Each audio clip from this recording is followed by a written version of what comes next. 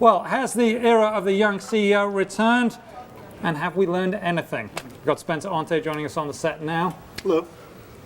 So it wasn't that long ago in geological times that young CEOs were the rage. Back in tech bubble 1.0. Last tech boom, yeah. Last tech boom. Yeah. Didn't work out very well. A lot of black eyes all around. Yeah. It seems to be back. You've written about this Yeah. and about the special problems facing young CEOs. Tell us about it. Yeah, so the story's going to come out in tomorrow's paper, but you get to hear about it first before then. It's a great thing.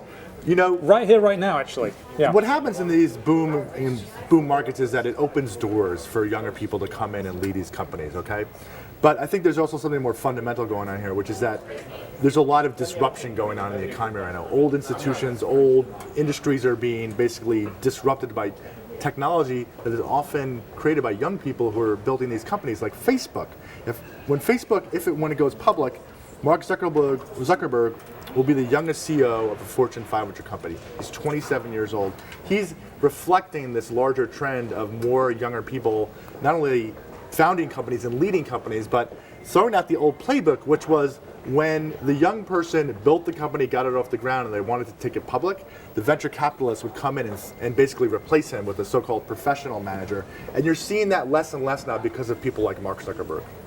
So what do you think investors should think if they see a young person, a young CEO at the helm of a company, in terms of, what should I invest in this company? Should I not? What should they be thinking? Maybe the lesson of the story is that they shouldn't automatically think it's a negative, which I think is the tendency for most people, though, especially since the last .com boom and bust, did leave a lot of damage, created a lot of damage, which was in some cases led by these companies, by these young CEOs. The companies that are being built today are much different in most cases than the companies that we saw 10 years ago. They're more disciplined.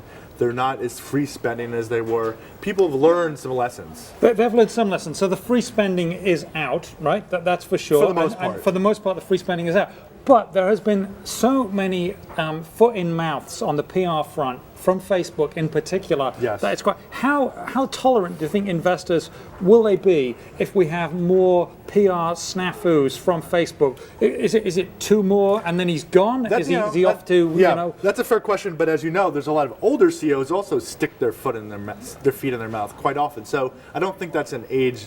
No, but it was particularly thing. notable, and these were some pretty fundamental ones, yes. and that would not have been done by some bigger companies. I don't know.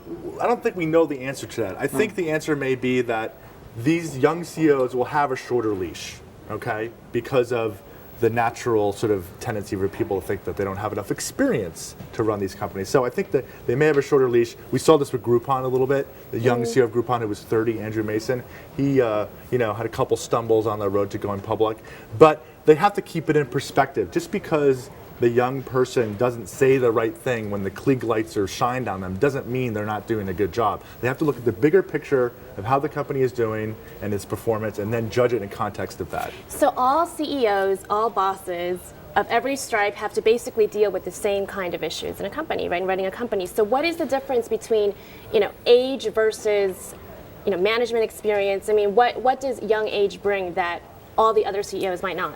Well, I think youth brings a better understanding. Or not bring better. Yeah. Well, okay, I'll give you both sides. I think youth does bring a better facility with the technology, which is driving a lot of these companies, driving a lot of the industry. So it does maybe put you in a better position to have a younger person at the helm who can see how things are changing and get ahead of it.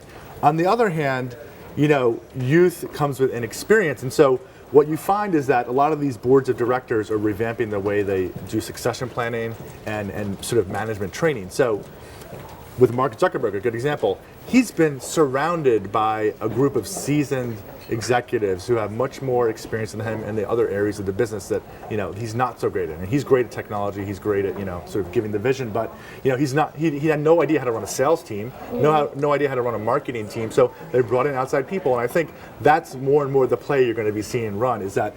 For these technology-driven companies, bring in the young guy or young woman. If they keep doing a good job, keep them there, but surround them with these more experienced people who can help cover up some of their weaknesses, you know, and in complementing them. Like an advisory board there. That, of course, none of this gets around the sort of problem with some of these companies that don't have sustainable business models. I mean, Facebook appears to have a sustainable business models. I have some doubts about Groupon, no matter how good Andrew Mason is at staring down Kara Swisher, which is always quite something to watch. Yeah. That doesn't really get you around the problem of that business model. It seems to be a little shaky. Yeah, that's always going to be a question that they're going to have to answer, and it's, you know, it's the fundamental question of the business. How do you make money, and can you keep making that money going forward? And so, you know, no matter if you're 25 or 35 or whatever, that's the question you always have to answer. And maybe these younger internet companies are being asked that question more than others, but that's their job, is to solve that problem.